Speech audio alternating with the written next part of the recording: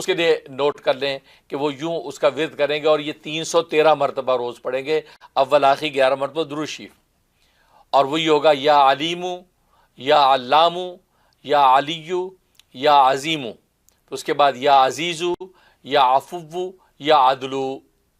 یہ 7 نام اللہ تبارک و تعالیٰ کی اس ترتیب سے انہوں نے ورد کرنے ہیں، یا علیمو، یا علامو، یا علیو، یا عظیمو، یہ ہو گئے۔ اس کے بعد پھر یا عظیمو کے بعد یا عزیزو، پھر یا عفو، یا عدلو، یہ 7 نام۔ تو یہ سارے اکٹھے ساتھ پڑھیں گے تو ایک کاؤنٹ کریں گے، اس طریقے سے 313 دفعہ پڑھیں اول آخر 11 مرتبہ درود ابراہیمی، اور پڑھ کے جو اپنے ہاتھوں پہ دم کے چہرے پہ بدن پہ پھونک لیں۔ اور جو چہرہ خوبصورت حسین کرنا چاہتی ہیں تو اپنی جو کریمیں چہرے پہ لگاتی ہیں خواتین، یا زیتون کے تیل پہ دم کر لیں، یا پانی پہ دم کر لیں، پانی پہ دم کر کے اس کے پانی کے چھینٹے چہرے پہ ماریں، زیتون کے تیل پہ دم کے زیتون کا تیل چہرے پہ ہاتھوں پہ مل لیں۔